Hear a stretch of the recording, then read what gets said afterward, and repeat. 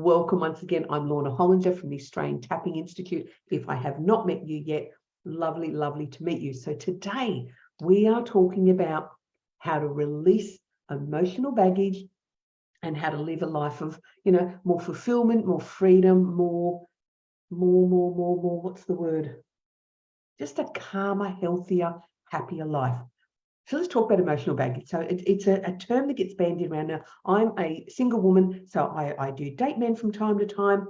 So there's in that sort of world, there is this whole idea, and of course I'm older. Many of you are lots younger than me, so I'm older. So there's always this perception that we all come with emotional baggage. We've all heard it. We've all heard it said. For many of us, we've had it said to us. At our age, we all come with baggage. There's all of that sort of stuff. But let's sort of talk about where it comes from. What actually kind of is it? So to me, emotional baggage, it's a bit of a horrible name, I think. It really is a bit of a horrible name. So there is this element of emotional dysregulation, emotional instances, emotional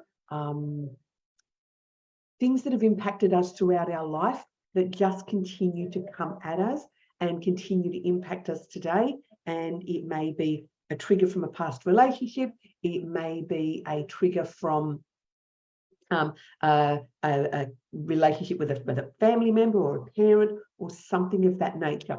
It may be one of those that is impacting you. Now, emotional baggage it is our thoughts, it is those memories, it is the instances that happens to us, there's the things that happen to us, it's the memories that come up for us.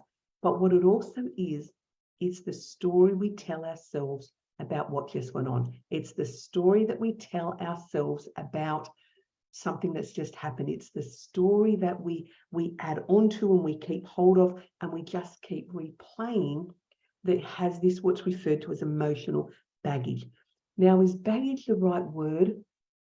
Possibly not, but I guess it's that perception of it's something I carry around with me. It's something I drag behind me. It's something I cart around everywhere with me. So if we think of baggage like that, I guess baggage is kind of the right word. But, it's also quite a derogatory term as well, because, we all get to choose at what rate we heal. We all get to choose what journey we're on. We all get to choose what triggers we're prepared to look at, because let's face it, some of it can be quite scary and quite yucky. We all get to choose all of those things that come up for us. So to label it baggage, probably a little bit harsh. But what can we do about it? There are so many different things that we can do about it. Now, when I used to see clients, one of mine in my actual rooms, because I had some rooms that clients would come to see me in, we would play this more fun game when people had stuff that they were hanging on to. And it was in my early days of EFT, it might even be before my EFT days that I learned this. When people talked about having baggage, I would do some sessions. Now, I did have EFT back then. I remember a session with a client.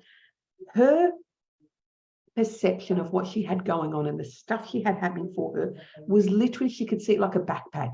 And so what I did was I worked with her on her ability to take the backpack off, take the physical, emotional baggage that she felt was weighing her down and was on her back, physically take it off. So that's what I got her to do. Sit with me, take it off. So she took off the backpack. For you, you may think of it like a coat. You may think of it like a jacket. You may think of it like something else that's just weighing you down, that's pretty well hard to have, yeah? Think of your baggage in that space. So this particular client, I got her to take her backpack off, and I got her to go and put it into the garbage bin at my house. Kooky, I know. But you don't know me well enough, I do all sorts of manner of kooky things. But this particular day, this client took off that backpack, walked it out to my bin at home, opened the bin and put this imaginary bag in the bin, closed the lid. The conversation always was, if you want it back, you can have it back. But why don't you leave it here with me to see if you do or do not need it? Now, does that seem really simplistic? Oh my gosh, incredibly simplistic, but incredibly effective. So if you feel you're carting around emotional baggage, you're dragging it along behind you, you can't seem to release or let go of it, is that something simple you could consider doing? Take it off. I had other people who we worked with, and they would have all this stuff in their head they would see. So what we do is we put an imaginary box at their feet, and they would literally do imaginary and pretend they were pulling all the things out of their head and pulling all these thoughts into, and they put it into a box. Put it into a box. Some of them we did a suitcase that could lock, something that could be shut up. And then the choice is they either leave it behind at my place, it's imaginary, it's fine, or we take it again out and put it in the bin. You could do this too. What are the recurring thoughts in your head that you want to get rid of? Imagine yourself pulling them out of your head and put them into a box. Now, what are you going to do with the box? You can burn the box, you can dispose of the box, you can throw the box away because it's imaginary. You can do whatever you want with it. But it's the idea of being able to relieve yourself and take this burden of something off of your body. I said from a metaphoric space, it's very fun. From an energy space, it's very, very effective because it is the physical removal of. Now, are there going to be some places where this DIY stuff is very effective? Absolutely. Stuff that's not real deep trauma or is not really causing a massive amount of impacts. You can do this work for yourself. And I would recommend everybody do some element of this, taking the baggage off, putting it into the box, the cardboard box, the colorful box, I don't care, put it in a suitcase, put it in the bin, whatever it works, and then physically dispose of. Do you go out and you light an imaginary fire? Remember, it's outside, imaginary. Don't go lighting fires in the house. Do you then put it into the bin? Where do you dispose of it? And see what level of lightness you can get for yourself with just something as imaginary as that. It's very, very effective. I said I used to do it with clients all the time. It became very fun. It became very uplifting. We got to giggle a lot about it.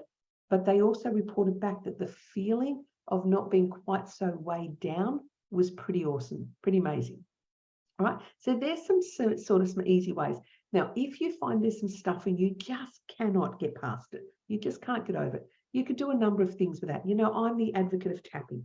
I'm going to tap through that stuff. I'm going to get you to tap out those thoughts. What's the recurring thought in your brain each day?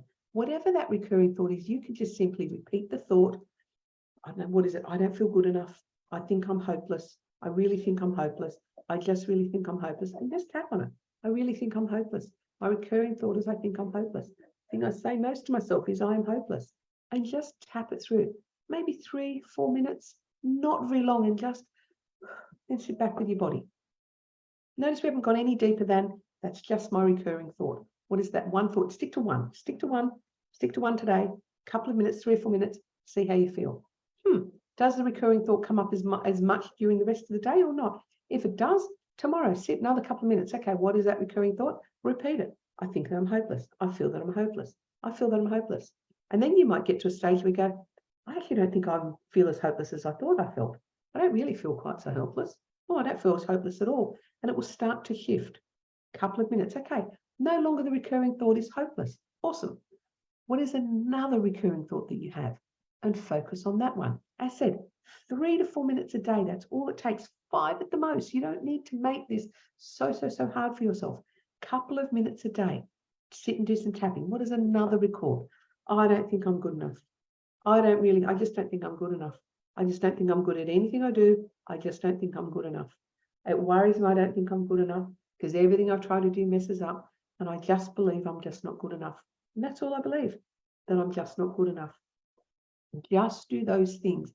Then when we talk about that emotional baggage, the lift and the shift and the moving of those recurring thoughts out of your head and out of your body is going to be massive for you. And notice they just each take a couple of minutes, nothing too hard. But if you do it on a regular basis, a consistent basis, then you're going to be able to just transform your own life. Now, what we do is we train people to be EFT practitioners. We train people to be therapists. We train people in all these different modalities like this to be able to work with their clients. So if you think that you might love to come along and learn how to do these modalities, come along to our next workshop. Have the most wonderful week. Remember to tap through that chat that comes up in your head to live a calmer, happier, and just a totally more fulfilled life.